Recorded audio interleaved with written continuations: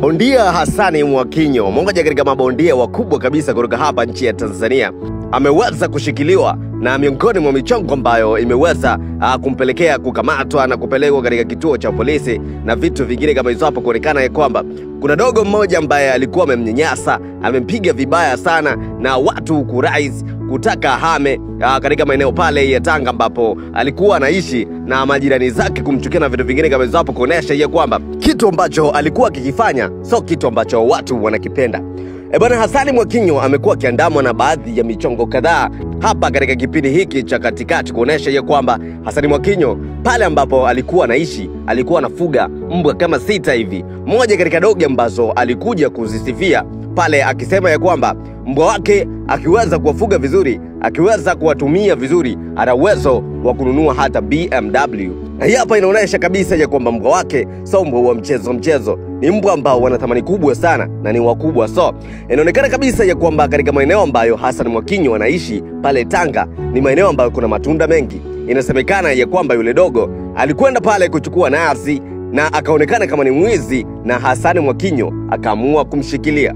Mmoja katika viongozi kutoka katika serikali, alikuwa ni polisi yule, akielezea the way ambavyo Hassan Mwakinyo alifunguka kuhusu issue ya yule dogo, akisema kwamba yule mtoto alimchukulia kama ni mwizi, aliweza kumtreat kama mwizi, lakini issue nzito ilikuwa inakuja pale ambapo Hassan Mwakinyo aliamua kuchukua hatua nzito kabisa ya kuweza kumpiga. Inasemekana kwamba mchizi alimpiga kishoka cha kisogo na vitu vingine kama hizo. Hapo aliweza kumfungulia dogi kama 6 hivi, wakaanza kumrarua, na anaonekana kabisa dogo kwamba alikuwa katika hali ambayo ilikuwa ni ngumu sana.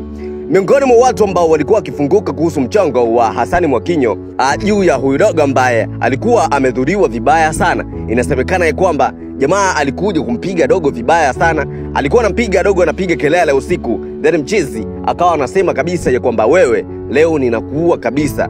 Moja katika vitu ambavyo vilikuja kuwastua watu wengi sana, kuonesha kwamba Hassan Mwakinyo watu walikuwa wanamtreat tofauti. Ni moja katika watu ambao wapo katika imani ya dini ya Kiislamu, na katika mwezi mtukufu wa Ramadhani akiwa katika mfungo, inasemekana kwamba mchizi aliweza kufanya vitu vizito kama hivi hapa.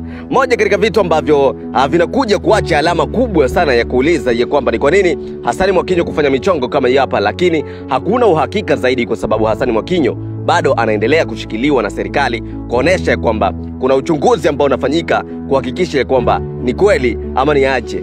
Hassan Mwakinyo alishawahi kukutana na mzozo wa kukataliwa na mapromota wake, kuonesha kwamba katika tabia ambayo alikuwa nayo iliweza kufanya mpaka mapromoters wakaweza kumkataa. Lakini kitu ambacho tunakijua kutoka kwa Mwakinyo, ni mmoja katika watu ambao wana misimamo mikali kabisa na wanaamini katika kile kitu ambacho anakifanya. Alikuja kufunguka kwamba mapromoters wa Bongo ni mapromoters ambao wanawanyonya mabondia, wanaonekana mabondia kupambana, kupoteza nguvu zao na sometimes hata kuhatarisha maisha yao, lakini at the end of the time mapromoters wanakuja kufaidika na nguvu za watu ambao wanahatarisha maisha yao kwa ajili ya kutengeneza pesa. So inasemekana kwamba kuna time ambayo Hassan Mwakinyo alikuja kukataliwa na management nzima ambayo walikuwa wanamshikilia katika upande fulani hivi wa ndondi, na ikasemekana kwamba aliweza kupitia kipindi kigumu sana. Na hii hapa ilionyesha kipindi ambacho status yake ilikuja kushuka, na kuonesha kwamba Hassan Mwakinyo alikuwa anapata shida sana, alikuwa anapambana lakini anatumia nguvu kubwa, lakini hakuna kitu ambacho anakuja kuambulia. Hassan Mwakinyo alikuwa ni mmoja katika mabondia pendwa na vipenzi vya Watanzania, mmoja katika watu ambao walikuwa wanapendwa zaidi Tanzania, kuonesha kwamba kitu ambacho alikuwa anakifanya kilikuwa ni kikubwa zaidi katika industry ya ndondi. Jamaa alikuwa anafanya poa zaidi, alikuwa anapendwa na watu wengi zaidi, lakini one time pale ambapo alikuja kupoteza pambano lake pale Uingereza, kuonesha kwamba mchizi alikuja kuuza pambano, basi watu wengi walikuja kumkataa.